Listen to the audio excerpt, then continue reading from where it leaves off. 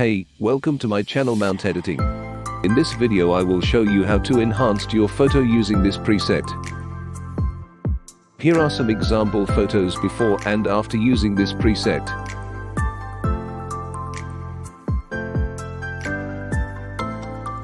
Please read this notice carefully to download this preset. And don't forget to like, comment and subscribe my channel. So let's start edit.